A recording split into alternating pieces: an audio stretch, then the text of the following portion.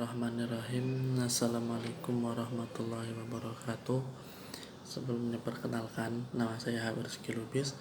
Saya di sini akan menjelaskan sedikit pada pertemuan ke-8 pada sesi ketiga dalam Sekolah Paralegal Angkatan Pertama tahun 2024. Di sini saya akan menjelaskan mengenai dasar-dasar hukum kasasi di Mahkamah Agung, dasar-dasar peninjauan kembali hukum perdata Islam, kemudian dasar-dasar hukum eksekusi pada putusan perceraian Islam di pengadilan agama.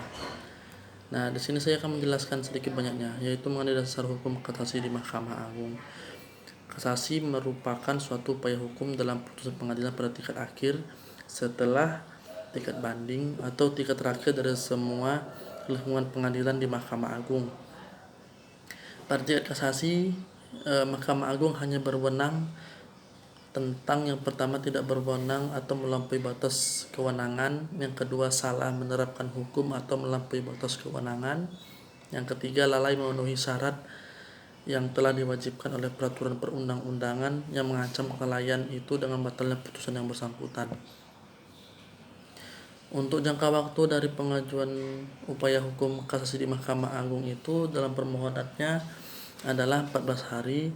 Lalu dalam pemeriksaan kasasi wajib untuk membuat yang namanya memori kasasi dan menyerahkannya kepada Mahkamah Agung itu paling lambat 14 hari setelah pengajuan permohonan kasasi. Alasan untuk kasasi itu yang pertama tidak berwenang atau melampaui batas kewenangan. Yang kedua adalah salah menerapkan atau melanggar hukum yang berlaku. Yang ketiga adalah lalai memenuhi syarat-syarat yang diwajibkan oleh peraturan perundang-undangan yang mengancam kelalaian itu dengan batalnya putusan yang bersangkutan. Lalu selanjutnya peninjauan kembali.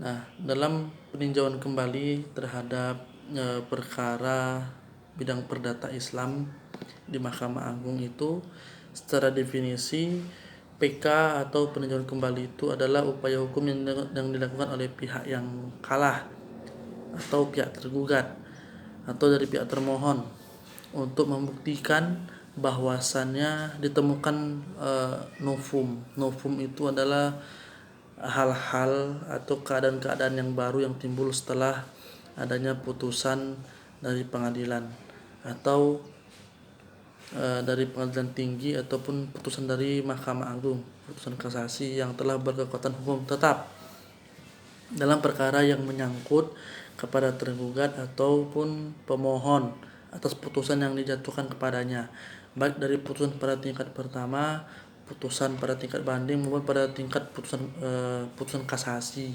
yang telah berkekuatan hukum tetap atau yang telah inkrah. Untuk permohonan PK ini hanya dapat dilakukan satu kali dan hanya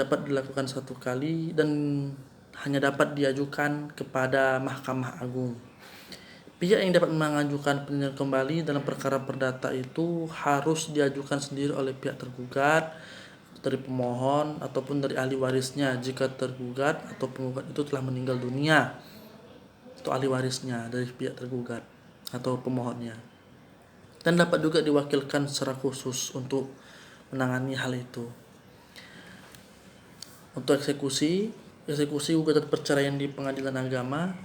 Untuk gugatan perceraian yang diajukan oleh pihak istri itu apabila putusan itu telah berkekuatan hukum tetap, maka sejak dibacakannya putusan itu maka berakhirlah hubungan ikatan perkawinan di antara kedua belah pihak, baik antara pihak laki-laki maupun dengan pihak perempuan.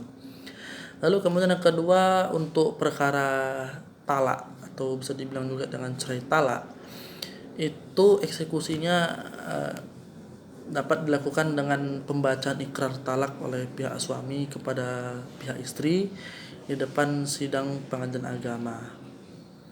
Maka inilah sebagai cara eksekusinya untuk gugatan perceraian dan cerai talak di pengadilan agama. Mungkin itu saja sedikit pemaparan dari saya dalam video ini. Saya mohon maaf apabila ada kekurangan. Saya mohon maaf wabillahi taufik wal hidayah. Wassalamualaikum warahmatullahi wabarakatuh.